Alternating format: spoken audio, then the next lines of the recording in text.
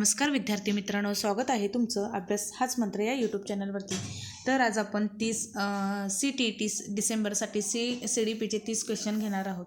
तर सगळ्यात पहिल्यांदा काय केलं पाहिजे की तुम्ही सिलेबस समजून घेतला पाहिजे. आणि मी जसं मागच्या व्हिडिओमध्ये सांगितले की CDP आणि जे तुम्ही सब्जेक्ट आहे मॅथ्सवाल्यांनी मॅथ्स सायन्सचं करायचे आणि SSTवाल्यांनी SSTवरती फोकस द्यायचं. हे दोनच टॉपिकवरती भर द्यायचा आणि अभ्यास केला पाहिजे. मग CDP नुसतं हे करून पण उपयोग नाही. प्रश्न मग तुम्हाला काय होतं की समजत नाही. मग सुरुवातीला काय करायचं की तो CDPचा जो सिलेबस दिलेला आहे तो सिलेबस आधी समजून घ्यायचा आपण.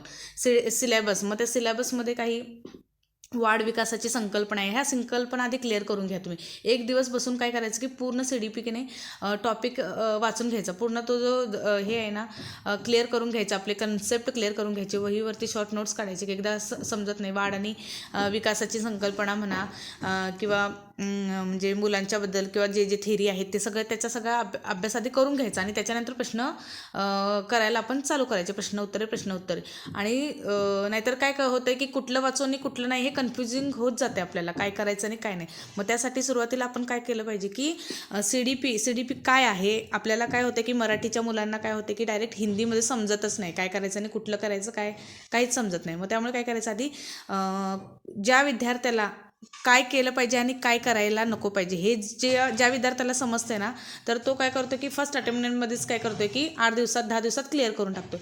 मग समजायला पाहिजे आपल्याला की काय केलं पाहिजे आणि काय नको. आणि दुसरी गोष्ट म्हणजे की कधी पण कॉन्फिडंट लूज होता कामा नये की मी हे करणारच. आणि पेपरच्या आधी पण मनात आपण गुंगवत राहायला पाहिजे मला 90+ मार्क मी मिळवणारच. अंतर्मनाला आपण सूचना दिल्याच पाहिजे की मी करणारच आणि माझे 90+ मार्क येणारच आणि मी पास होणारच. पहिल्या अटेम्प्टमध्ये मी आता ही माझी शेवटची संधी आणि मी करूनच टाकणार हे आपल्या मनाला आपण सांगूनच ठेवायचं. आणि कॉन्फिडंट लूज कधीच होऊ द्यायचं नाही की मी मला करणारच. प्रश्न कसे पण येऊन दे, समोर गेलं पेपरच्या समोर प्रश्न ते जरी अनोळखी असले तरी पण काही ना काही ट्रिक वापरून मला हे 90+ मार्क मिळून मी पास होणारच आहे हे क्लिअर करून मनाला आधी सांगायचं. मनाला स्ट्रॉंग केलं नाही की आपण म्हणजे मनाला आधी हे करून घ्यायचं, ढळमळू द्यायचं नाही की कॉन्फिडंट म्हणजे 100% फुल कॉन्फिडंट पाहिजे आपलं की मी करणारच आहे. मग ते कसं होतं की आपोआप मग ते होऊन जाते एखादी गोष्ट. मग प्रश्न कसे असतात की लेंदी असतात आणि समजत नाही. पण काय करायचं आपण की मनाला सांगून द्यायचं की मी करणारच आहे आणि क्लिअर करायचंच आहे मला. त्यामुळे कुठलाही हे करून की नाही प्रश्न वाचायचे आणि त्याच्यावरती आपण कॉन्फिडंटली हे करून टिक मार्क करायचे आहेत तिथं. तर पहिली गोष्ट म्हणजे CDPचा अभ्यास करताना सुरुवातीला काय करा की तुम्ही CDP क्लिअर करा. म्हणजे ह्यांचे आहेत बघा की काय म्हणतो आपण त्या मॅडमांचं हिंदीमध्ये लेक्चर्स असतात बघा त्यांचं केलं तरी चालेल. तुम्हाला लेक्चर्स आहेत बघा, त्यांचे नोट्स आहेत. तुम्हाला जर नोट्स पाहिजे असेल तर मी तुम्हाला देते काढून. मी मला वहीत काढावे लागेल, नोट्स देते मी आणि ते नोट्सचा अभ्यास करायचं आणि त्या नोट्सचा आधी अभ्यास करून घ्या. त्याच्यानंतर प्रश्न उत्तराला चालू करा. आणि SSTचं पण तसंच करा. आधी सिलेबस समजून घ्या. इतिहास, भूगोल, नागरिकशास्त्र आणि जे आहेत मग त्याच्यापैकी तुम्ही सगळंच करत बसायचं नाही आपल्याला, बरोबर. ते 60 मार्काला प्रश्न असतात, बरोबर. त्यापैकी काय होते की 20 मार्क 15 मार्क ही पॅडॉलॉजीवरती असतातच, बरोबर. भूगोल एखादं कुठला तरी करा, नाही तर इतिहास एखादा तरी कुठलं तरी करा. आता वेळ कमी आहे म्हणून मी सांगते. मग भूगोल जरी कोणतंही केलं तरी परफेक्ट करायचं. असं नाही की हे गेलं हे सोडलं नाही. भूगोल केला ना एकच सब्जेक्ट करा पण परफेक्ट करा की त्याचे 20चे 20 मार्क मला पडले पाहिजेत, प्लस 15 मार्क इकडचे. पेडॉलॉजीवरती सगळे पेडॉलॉजीचे इझीच असतात प्रश्न. मग 30-35 60 मार्कापैकी 30+ मार्क मला पडलेच पाहिजे. एकच करायचं इतिहास भूगोल. मग ज्यांना चांगलं आहे बाबा SSTमध्ये जे चांगले विद्यार्थी आहेत जे करू शकतात मग त्याने तुम्ही करू शकता. असं काय नाही मी करू नका म्हणून सांगत. पण जे खूपच जे गृहिणी आहेत, मुलं बाळं सांभाळत घर सांभाळत जे करतात मग त्यांच्यासाठी मी सांगते की त्यांनी काय करायचं की आता वेळ पण कमी आहे फार, म्हणजे एकच करा. एकावरच फरक आहे. भूगोलचं तुम्ही आहे बघा यूट्यूबवरती सर्च करा. 6वी ते 8वीचा सिलेबस आहे. तुम्ही जर असेल तर पेपर 2साठी काय करायचं की 6 ते 8चे पूर्ण NCERT आहेत. मग ते काय करायचे की समजून घ्यायचे. एका दिवसात केलं तरी होऊ शकतोय. मनात आपण निश्चय केला ना कुठलीही गोष्ट अशक्य नाही आहे. बसलं घरात दिवसभर 10पर्यंत सगळी कामं आवरतात. काही जणांची 9-8पर्यंत पण मनात धरलं तर सगळ्या गोष्टी शक्य आहेत. सकाळी तुम्ही जर मुलं लहान असतील पहाटे उठून करा. 3 वाजता उठा. 3, 4, 5, 6, 7पर्यंत करू शकता. का नाही होऊ शकत? दुपारच्या वेळी करू शकता. मनात धरलं ना प्रत्येक गोष्ट शक्य आहे, अशक्य काय नाही. आणि सगळ्यांचे वय आता 35+ आहे. असं नाही की कोण यंग आहे याच्यामध्ये शिक्षक भरतीमध्ये. त्यामुळे तुम्ही बी पॉझिटिव्ह राहायचं कधी पण. आणि मला हे करायचंच आहे आणि मी करणारच हे मनात गाठायचं आणि आपण केलं पाहिजे. तर आता प्रश्नाला सुरुवात करूया आपण. चला, तर पहिला प्रश्न आहे, निम्नलिखित में से कौन सा बच्चों के संवेगात्मक विकास के लिए सर्वाधिक उपयुक्त है? तर एक ए, कक्षा कक्ष का प्रजातांत्रिक परिवेश, अध्यापकों की कोई भी. तुम्हाला आता या मी जे घेत आहे CDPचे प्रश्न, ह्याच्यात तुम्हाला समजत असेल की नुसते पुन्हा पुन्हा पुन्हा एकाच ह्याच्यावरती रिपीट होणारे जे प्रश्न आहेत, म्हणजे एकाच संवेगात्मकवरती किंवा मुलांच्या एखादा आजार असेल त्याच्यावरती किंवा असे प्रश्न ते हमखास येणारे प्रश्न असतात. मग ते देखील करून ठेवायचं. केलं ना तो CDP परफेक्ट करायचा, कसाही उलटा सुलटा प्रश्न येऊ दे, आपण केलंच पाहिजे. मग मी म्हणते कसं की केलं तर CDP एक पक्क करा, पक्का म्हणजे 100% प्लस. आणि इथं SST केला तर त्याच्यातला एखादा विषय केला भूगोल तर तो 100% प्लस केलाच पाहिजे पक्का. मग तुम्ही कसं 90+ आरामात तुम्हाला मार्क मिळू शकतात. मग केलं तर व्यवस्थित केलं पाहिजे हां, की असं पण नाही थोडं केलं आणि थोडं सोडलं, वर केलं, मग असं नाही. मग केलं तर मग तुम्ही सगळंच केलं पाहिजे. मग आणि जे करू शकतात ना, ज्यांच्यात आहे ताकद, मग ते त्यांनी सगळेच करून जावा व्यवस्थित. मग तुम्हाला काय 90-100+ मार्क मिळू शकतात. तर बघा ऑप्शन बी, अध्यापकों की कोई भी सहभागिता नहीं क्योंकि यह माता पिता का कार्य है. सी, कक्षा कक्ष का नियंत्रित परिवेश. डी, कक्षा कक्ष का अधिकारवादी परिवेश. तर प्रश्न बघा काय आहे, कौन सा बच्चों के संवेगात्मक विकास के लिए सर्वाधिक उपयुक्त है? मुलांच्या संवेगात्मक विकासाला स्पष्टीकरण पहा. बच्चों के संवेगात्मक विकास के लिए कक्षा कक्ष का प्रजातांत्रिक परिवेश आवश्यक है जिससे बच्चा विद्यालय में बच्चों के साथ समझ गुजारना एवं बच्चे के अभिजात समूह उसके दोस्त या खेलकूद के साथी होते हैं. यह परिवेश बच्चों के नकारात्मक भावों के सापेक्ष सकारात्मक भावों की महत्ता भी बताता है. तर ऑप्शन क्रमांक काय बघा, एक, कक्षा कक्ष का प्रजातांत्रिक परिवेश. कौन सा बच्चा संवेगात्मक विकास के लिए सर्वाधिक उपयुक्त असते?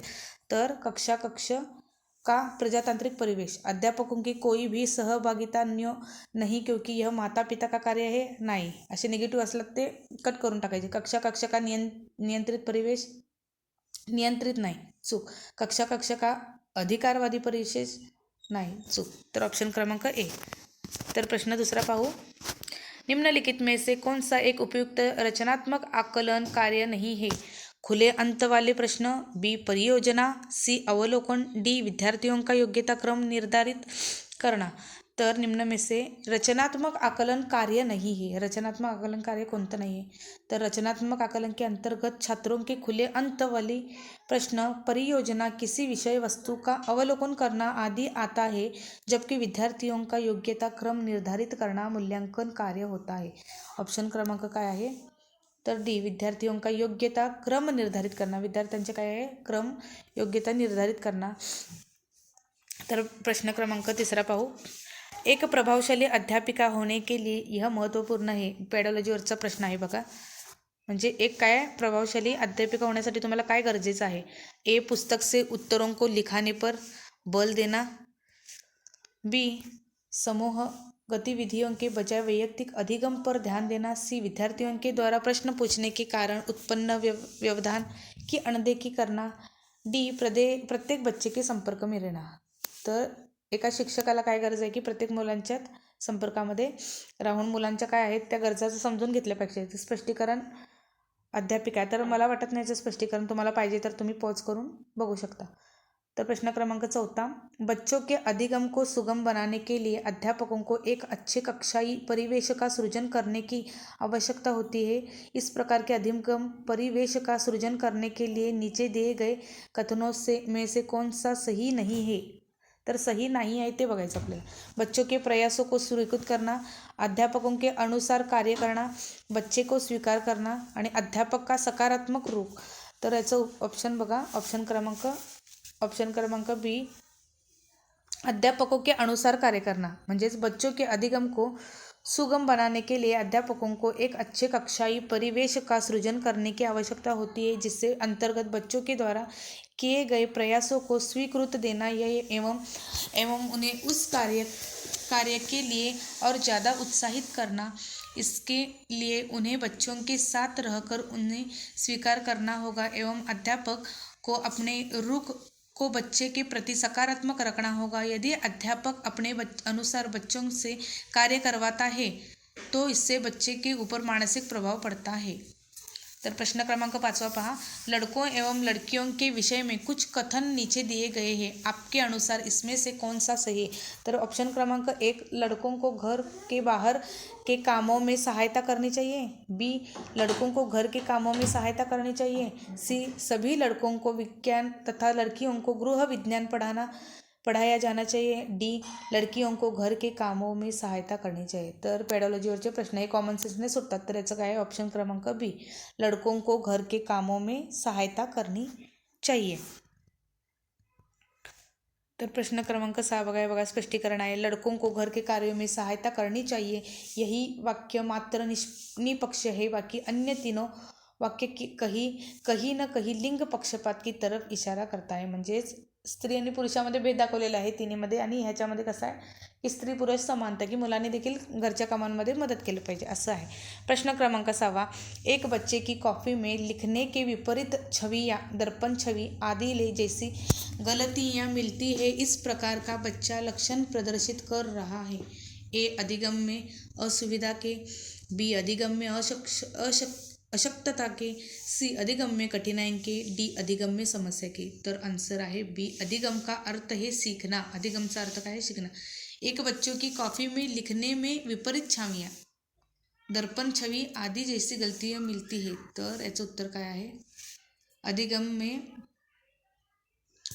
अशक्तता के। अधिगम अशक्तता के म्हणजेच शिकण्याला अशक्त असल्यामुळे तो काय करतोय की कॉपी में लिखणे। बघा आन्सर बघा, ऑप्शन क्रमांक बी, अधिगम में अशक्तता आहे। अधिगम का अर्थ हे सीखना। अधिगमचा अर्थ, आता हे अधिगम हिंदी शब्द आहे बघा, अधिगमचा अर्थ मराठीवाल्यानं समजत नाही, मग लिहायचं अधिगम, बाजूला बरोबर चिन्ह करायचं आणि लिहायचं अधिगम शिकणं। मग हे ठराविक जे वेगळे अक्षर असतात ते लिहून काढायचे पानावर आणि ते वाचत दिवसात एकदा वाच। किती मिनटं लागतात अरे वाचायला? 5 मिनटं लागतात फक्त वाचायला, वाचून काढायचे ते शब्द। मग पेपरच्या वेळी काय होतं, अधिगमचं लगेच आपल्याला समजतं अधिगम म्हणजे शिकण्या, मग शिकण्याशी संबंधित काहीतरी प्रश्न विचारलेला आहे, अशी आपल्याला युक्ती तिथं लढवता येते।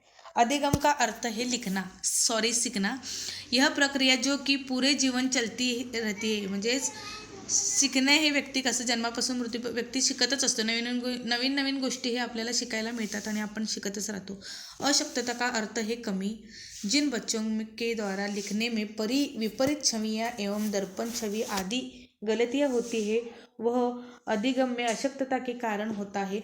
यह मानसिक रोग है जिसमें व्यक्ति की संज्ञात्मक शक्ति काफ़ी हद तक न्यून होती है, इसे मानसिक मंदत भी कहते हैं।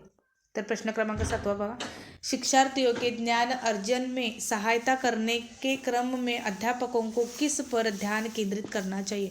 शिक्षार्थियों के ज्ञान अर्जन में सहायता म्हणजे मुलांना ज्ञान एखादं अर्जन करण्यासाठी मदत मिळण्यासाठी अध्यापकांना शिक्षकांना कशावरती ध्यान केंद्रित केलं पाहिजे। सुनिश्चित करना की शिक्षक, पेडोलॉजीवरचा प्रश्न, सुनिश्चित करना कि शिक्षार्थी सब कुछ याद करते हैं। शिक्षार्थी के द्वारा प्राप्त किए गए अंकों ग्रेडों पर शिक्षार्थियों को सक्रिय सहभागी के लिए शामिल करना।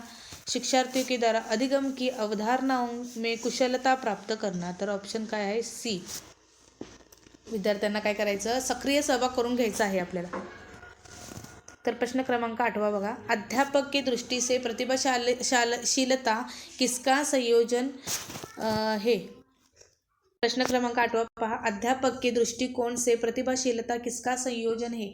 एक, उच्च योग्यता, उच्च सृजनात्मक, उच्च वचनबद्धता। अध्यापक के दृष्टिकोण से प्रतिभाशीलता किसका संयोजन है। प्रतिभाशील, बुद्धिमान, अध्यापक, शिक्षक असे शब्दांवरती आपण लिहून घ्यायचे आपल्याला समजतील असे।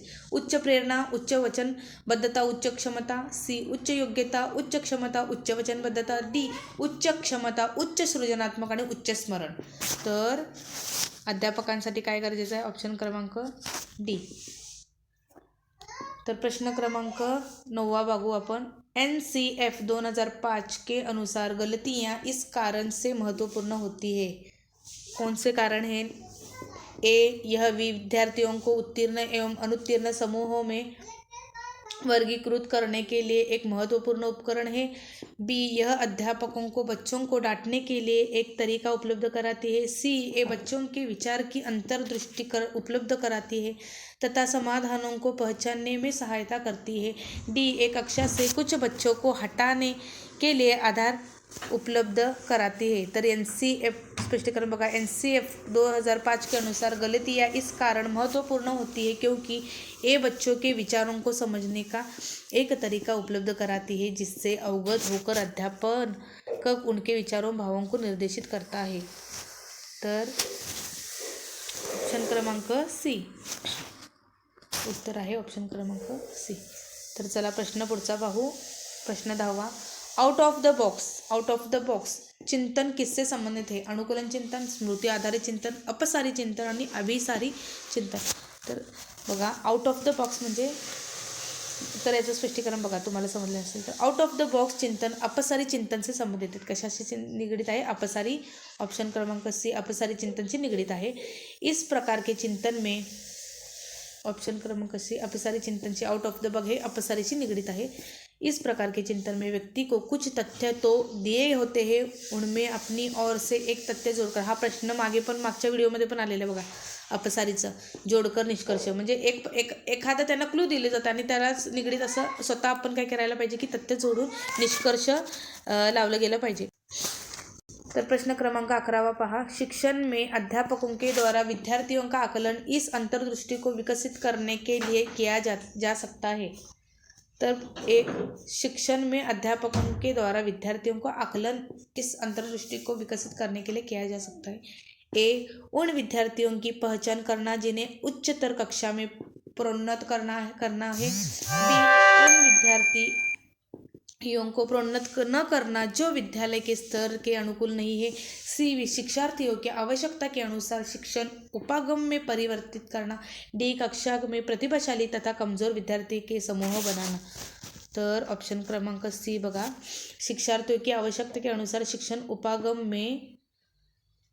में परिवर्तित करना। स्पष्टीकरण बघा इथं, अध्यापकों द्वारा विद्यार्थियों को आकलन करना इसलिए आवश्यक है क्योंकि इसके माध्यम से अध्यापक म्हणजे कोण? शिक्षक। अध्यापक उनकी आवश्यकता के अनुसार शिक्षण उपागम में परिवर्तित, विद्यार्थ्यांना कशा प्रकारचे शिक्षण पाहिजे, कशा प्रकारे समजलं जातं हे समजून शिक्षक काय करतो की तशा प्रकारे काय करतोय, बदल करतोय आणि शिक्षण कार्य करतोय, तशा प्रकारे शिकवलं जातं। पुढे 12 नंबरचा प्रश्न पहा, अधिगम म्हणजे काय? अनुभवों को इस प्रकार से, अधिगम म्हणजे काय, हे असे शब्द असतात ते आपण काय करायचे की मराठीमध्ये त्याचं लिहून ठेवायचं। अधिगम अनुभव को इस प्रकार से आयोजित किया जाना चाहिए जिससे अधिगम को सार्थक बनाया जा सके। नीचे दिए गए अधिगम अनुभवों में से कौन सा बच्चों के लिए सार्थक अधिगम को सुगम नहीं बनाता है? जे नकारते, कुठलं नाही बनवत, म्हणजे याच्यापैकी 3 बनवत आणि 3 नाही। तर एक, विषय वस्तु को केवल याद करने के आधार पर पुनरावृत्ति, विषय वस्तु पर प्रश्न बनाना। सी, विषय प्रकरण पर परिचर्चा और वाद विवाद आणि प्रकरण पर प्रस्तुतीकरण। तर ऑप्शन क्रमांक ए आहे बघा, ऑप्शन क्रमांक ए, विषय वस्तु को केवल याद करने के आधार पर पुनरावृत्ति करना। बघा स्पष्टीकरण बघायचं, अधिगम अनुभवों को इस प्रकार से आयोजित किया जाना चाहिए जैसे कि विषय वस्तु पर प्रश्न बनाना, प्रकरण पर चर्चा और वाद विवाद करना, प्रकरण पर प्रस्तुतिकरण देना। ये अनुभव अधिगम को सुगम बनाते हैं, जबकि किसी वस्तु विषय को केवल याद करने के आधार पर पुनरावृत्ति करना अधिगम को सुगम व सार्थक नहीं बना सकती। प्रश्न क्रमांक 13 पहा, बच्चों को शाब्दिक या गैर शाब्दिक दंड देने का परिणाम होता है। क्या होता है? शाब्दिक आणि गैर शाब्दिक दंड देण्याचा परिणाम काय होतो? उन्हें कार्य करने के लिए प्रेरणा करना, बच्चे की छवि की सुरक्षा करना, सी उनके अंकों में सुधारणा करना, डी उनके स्वयं के प्रति अवधारण को नष्ट करना।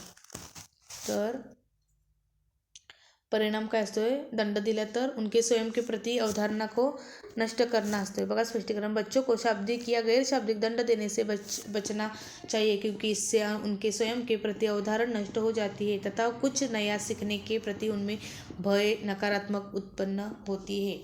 मुलांना नुसतं रागवत राहिलं तर काय होतं की त्यांना भीती वाटते एखाद्या गोष्टी परत आपण सांगू की नको, किंवा हे म्हणजे हे होत नाही, त्यांच्यामध्ये प्रोत्साहन मिळत नाही, मग त्यामुळे काय होते त्यांना भीती वाटते, नकारात्मकता उत्पन्न होते त्यांच्यामध्ये। त्यामुळे मुलांना काय करायचं, शाब्दिक किंवा गैर शाब्दिक दंड हे देणं चुकीचं आहे। 14 नंबरचा प्रश्न बघा, निम्नलिखित में से कौन सा प्रारंभिक बाल्यावस्था अवधि के दौरान उन भूमिकाओं एवं व्यवहारों के बारे में जानकारी प्रदान करते हैं जो एक समूह में स्वीकार्य है? भाई बहन एवं अध्यापक, बी अध्यापक एवं साथी, सी साथी एवं माता पिता, डी माता पिता एवं भाई बहन। तर प्रारंभिक बाल्यावस्थामध्ये कोण असतंय? तर माता पिता एवं भाई बहीणच असतोय। हे काय आपल्याला इझी आहे प्रश्न असं समजू शकतो। तर प्रश्न क्रमांक 15 पहा, विद्यार्थियों को स्वच्छता के लिए प्रेरित करने हेतु उन्हें स्वच्छता समिति का सदस्य बनाना प्रतिबिंबित करता है? ए प्रेरणा की सामाजिक सांस्कृतिक संकल्पने, बी प्रेरणा का व्यवहारिक उपागम, सी मानवतावादी उपागम, डी संज्ञात्मक उपागम। तर स्वच्छता हे कशाशी निगडीत आहे? तर सामाजिक आणि सांस्कृतिक संकल्पनाशी निगडीत आहे। चला तर प्रश्न क्रमांक 16 बघू, निम्नलिखित में से कौन सा आयु समूह परवर्ती बाल्यावस्था श्रेणी के अंतर्गत आता है? तर कोणतं आयु हे समूह परवर्ती बाल्यावस्था श्रेणी के अंतर्गत आला आहे? परवर्ती बाल्यावस्थाच्या श्रेणीच्या कोणत्या अंतर्गत येते? तर बाल्यावस्था हे कधी येते? तर 11 से 18 वर्ष, 18 से 24 वर्ष, जन्म से 6 वर्ष तक, सर 9 से 12 वर्ष तक। आंसर आहे परवर्ती, ऑप्शन क्रमांक परवर्ती बाल्यावस्था, ऑप्शन क्रमांक डी 9 से 12 वर्ष। म्हणजे बघा स्पष्टीकरण, परवर्ती बाल्यावस्था की आयु 9 से 12 वर्ष तक मानी जाती है। इस आयु में शारीरिक विकास की गति कुछ धीमी हो जाती है, परंतु इस अवधि में शारीरिक विकास दृढ़ता की ओर उन्मुख होता है। यही कारण है कि 9 से 12 वर्ष की अवधि को परिपाक काल भी कहते हैं। तर प्रश्न क्रमांक 17 बघा, आर्जव तक देता है कि भाषा विकास व्यक्ति की नैसर्गिक प्रवृत्ति से प्रभावित होता है, जबकि सोनाली महसूस करती है कि यह परिवेश से प्रभावित होता है। आर्जव और सोनाली के बीच यह चर्चा किस प्रकार विषय में है? पेडोलॉजीवरचा प्रश्न आहे बघा। तर चुनौतीपूर्ण तथा संवेदनशील भावना, स्थिरता तथा अस्थिरता पर बहस, सतत तथा असतत अधिगम, प्रकृत तथा पालन पोषण, वाद विवाद। स्पष्टीकरण बघा, तर ऑप्शन क्रमांक याचं काय आहे उत्तर? डी प्रकृत तथा पालन पोषण वाद विवाद। डी बघा, प्रकृत तथा पालन पोषण विवाद का प्रयोग व्यक्तियों के जन्मजात सहज गुणों और उसकी परवरिश और पालन पोषण के दौरान मिले पर्यावरण और माहौल के प्रभावों के द्वारा विकसित व्यवहार के लक्षणों की आपसी संपूर्णता और विरोधाभासों के संबंध में विवेचन किया जाता है। उपयुक्त प्रश्न में इन्हीं तर्कों का विवेचन किया गया है। पालन पोषण आणि विवाद म्हणजे जन्मजातच मुलांना काय होते की त्यांच्या पालन पोषण होतानाच की आजूबाजूच्या पर्यावरणाचा आणि वातावरणाचा काय होते परिणाम होत असते। तर 18 नंबरचा प्रश्न बघा, अध्यापिका ने ध्यान दिया कि पुष्पा अपने आप किसी एक समस्या का समाधान नहीं कर सकती है, फिर भी वह एक वयस्क या साथी के मार्गदर्शन की उपस्थिति में ऐसा करती है। इस मार्गदर्शन को कहते हैं, क्या कहते हैं? कि ए पार्श्वकरण, बी पूर्व क्रियात्मक चिंतन, सी समीपस्थ विकास का क्षेत्र, डी सहारा देना। तर याचं प्रश्नाचं उत्तर आहे, त्या प्रश्नाचं उत्तर आहे ऑप्शन क्रमांक डी सहारा देना, ऑप्शन क्रमांक डी। बघा याचं स्पष्टीकरण आपण पाहू, यदि छात्र द्वारा किसी की सहायता से प्रश्नों को हल किया जाता है जो कि उससे बड़ा है, तो इस प्रकार के मार्गदर्शन को सहारा देना कहा जाएगा। तर प्रश्न क्रमांक 19 पहा, अध्यापिका ने एक कमेटी के प्रधान को सभापति के स्थान पर सभाध्यक्ष लिखा, म्हणजे सभापतीच्या जागी काय लिहिलं आहे? सभाध्यक्ष लिहिलं। तर यह संकेत करता है कि अध्यापिका काय आहे? यह एक अधिक उपयुक्त पारिभाषिक शब्द का पालन करती है, बी भाषा पर अच्छा अधिकार रहती है, सी एक लिंग आणि मुक्त भाषा का प्रयोग कर रही है, डी लिंग पूर्वाग्रह से ग्रस्त है। तर सभापतीच्या ऐवजी सभाध्यक्ष वापरले तर एक लिंग मुक्त भाषा का प्रयोग करती है। तर स्पष्टीकरण बघा, सभापति एक पुल्लिंग शब्द है जबकि सभाध्यक्ष एक सामान्य शब्द है जिसके अंतर्गत पुल्लिंग या स्त्रीलिंग दोनों आते हैं। अंत अध्यापिका ने एक लिंग मुक्त भाषा का प्रयोग किया है। प्रश्न क्रमांक 20 बघू, सतत एवं व्यापक मूल्यांकन किस लिए आवश्यक है? ए शिक्षण के साथ परीक्षण का तालमेल बैठाने के लिए, बी शिक्षा बोर्ड की जवाबदेही कम करने के लिए, सी जल्दी जल्दी की का जाने वाली गलतियों को सुधारने के लिए, डी यही समझने के लिए कि अधिगम का किस प्रकार अवलोकन किया जाता है, दर्ज किया जाता है, वह सुधार किया जा सकता है। तर ऑप्शन क्रमांक डी तर काय आहे, सतत यह समझने की के लिए कि अधिगम किस प्रकार अवलोकन किया जाता है, दर्ज किया जाता है आणि सुधार किया जाता है।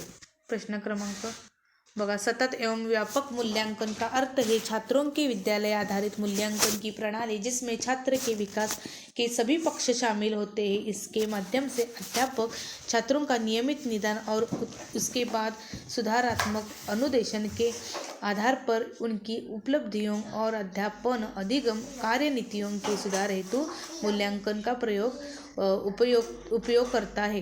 21 नंबरचा प्रश्न बघा, लॉरेंस कोहलबर्ग के सिद्धांत में कौन सा स्तर नैतिक की अनुपस्थिति को सही अर्थ में सूचित करता है। म्हणजे लॉरेंस कोहलबर्गच्या संबंधित प्रश्न आहे बघा। ए स्तर 3, बी स्तर 4, सी स्तर 1 आणि स्तर 2। आता लॉरेंस कोहलबर्गचे डिटेल माहिती बघा इथं। सी कोहलबर्ग द्वारा बताए गए नैतिक विकास, कोहलबर्गचा सिद्धांत नैतिक विकासावर आहे, सिद्धांत पण लिहून ठेवा, नैतिक विकासावर आहे। के नैतिक विकास, कोहलबर्ग द्वारा बताए गए नैतिक विकास के स्तरों में प्रथम स्तर पूर्व परस्परागत स्तर है। इस स्तर पर नैतिक विकास सामाजिक व सांस्कृतिक नियमों जैसे अच्छा या बुरा, सही या गलत आदि की व्याख्या मिलने वाले दंड, पुरस्कार अथवा नियमों का समर्थन करने वाले व्यक्तियों की शारीरिक सामर्थ्य अथवा होने वाले स्थूल परिणामों की आंकी जाती है। प्रश्न क्रमांक 22 बघू, निम्नलिखित में से कौन सा बच्चों के समाजीकरण को प्रगतिशील मॉडल के संदर्भ में सही नहीं है। सही नहीं है ते बघायचं आहे, इथं नोट डाऊन करायचं, काय सही नाही म्हणजे चुकीचं आपल्याला शोधायचं। तर समूह कार्य में सक्रिय सहभागी तथा सामाजिक कौशलों का सीखना। बी बच्चे विद्यालय में बताई गई बातों को स्वीकार करते हैं चाहे उनकी सामाजिक पृष्ठभूमि कुछ भी हो। तर बघा सही नाही कुठलं, हेच नकारार्थी जे सांगितले बघा, नहीं हो, कुछ भी हो। कक्षा में प्रजातंत्र के लिए स्थान होना चाहिए। समाजीकरण सामाजिक नियमों का अधिग्रहण है। बघा आंसर बघा, सामाजीकरण का प्रगतिशील मॉडल वही है जिसमें व्यक्ति या बालक स्वतंत्रतापूर्वक तथा सरलतापूर्वक सहभागी बन सके और सामाजिक कौशल्यों को सीखे। किंतु यदि विद्यालय में कोई ऐसी बात या कार्य बताया गया करता जाता है जो छात्रों के सामाजिक पृष्ठभूमि से भिन्न है या उनके अनुकूल नहीं है, तो इससे छात्रों के सामाजिक में विरोध उत्पन्न हो जाता होगा, जो कि किसी भी दशा में सामाजिकरण का प्रगतिशील मॉडल नहीं हो सकता। प्रश्न क्रमांक 23 बघा, अधिगम में आकलन किस लिए आवश्यक होता है। अधिगमसाठी शिकण्यासाठी आकलन कशास आवश्यक आहे। ग्रेड एवं अंकों के लिए चूक, जांच परीक्षण के लिए चूक, प्रेरणा के लिए, पृथक्करण और श्रेणीकरण के उद्देश्य को प्रोत्साहित करने के लिए। तर ऑप्शन क्रमांक काय, सी प्रेरणा के लिए। तर स्पष्टीकरण बघा, अधिगम में शिकण्यासाठी आकलन आवश्यक है, इससे छात्र और अध्यापक दोनों का आकलन होता है तथा अध्यापक छात्रों का आकलन कर उनको कमजोरी की पहचान करवा देता है।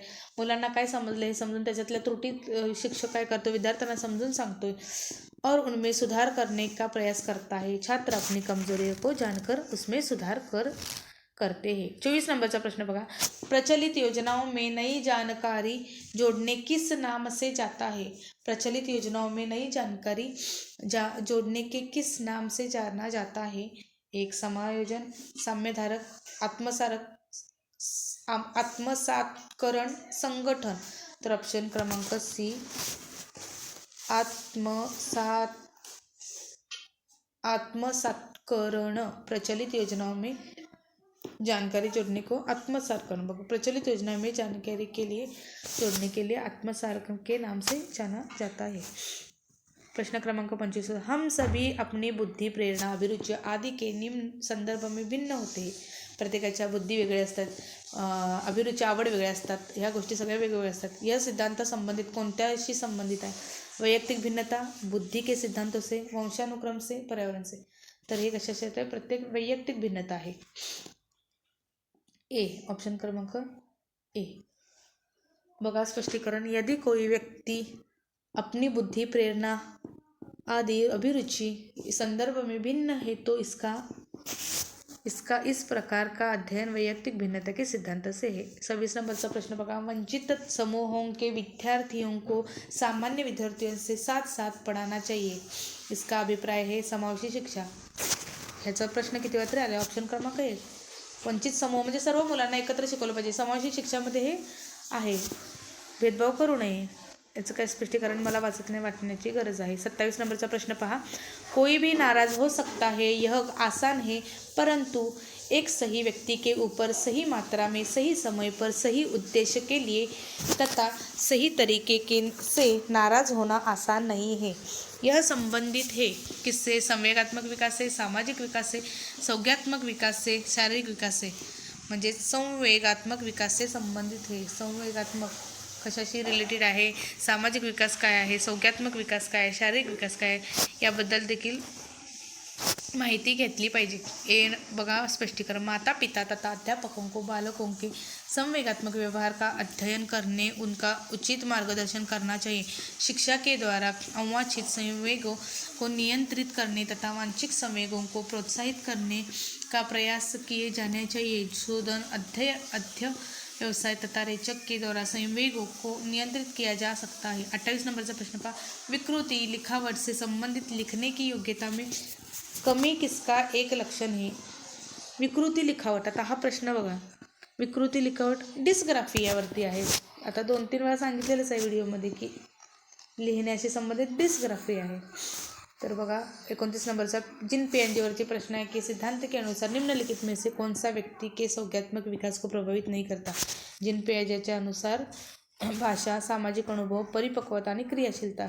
तर जिन पियाजे के अनुसार सामाजिक अनुभव वाला व्यक्ति संज्ञात्मक विकास को प्रभावित नहीं करता, म्हणजे सामाजिक अनुभव असलेली व्यक्ती काय करते? प्रभावित नहीं करता। प्रश्न क्रमांक शेवटचा बघा 30वां, इनमें से कौन सा त्रितंत्रीय सिद्धांत में व्यवहारिक बुद्धि का अभिप्राय नहीं है? अभिप्राय नहीं है। पर्यावरण का पुनर्निर्माण करना, बी केवल अपने विषय में व्यवहारिक रूप से विचार करना, सी इस प्रकार के पर्यावरण का चयन करना जिसमें आप सफल हो सके, डी पर्यावरण के साथ अनुकूल करना। बी केवल अपने विषय में व्यवहारिक रूप से विचार करना, ऑप्शन क्रमांक बी। स्पष्टीकरण पाहू, बुद्धि के त्रितंत्रीय सिद्धांत के अंतर्गत बुद्धीचे त्रितंत्रीय सिद्धांत पहा, उपसिद्धांत, अनुभवजन्य उपसिद्धांत और घटक उपसिद्धांत शामिल है। इन तीनों उपसिद्धांतों के अनुसार क्रमशः अपने वातावरण के साथ अनुकूलम समायोजन, अनुभवजन्य व्यवहारिक ज्ञान तथा आलोचनात्मक ढंग से चिंतन करने की क्षमताएं विकसित होती है। अंत केवल अपने विषय में व्यवहारिक रूप से विचार करना इसमें शामिल नहीं है। तर अशा प्रकारचे आपण CDP-वरचे 30 प्रश्न पाहिले। अशाच प्रकारच्या व्हिडिओसाठी लाईक, शेअर्स आणि सबस्क्राईब करायला विसरू नका। धन्यवाद।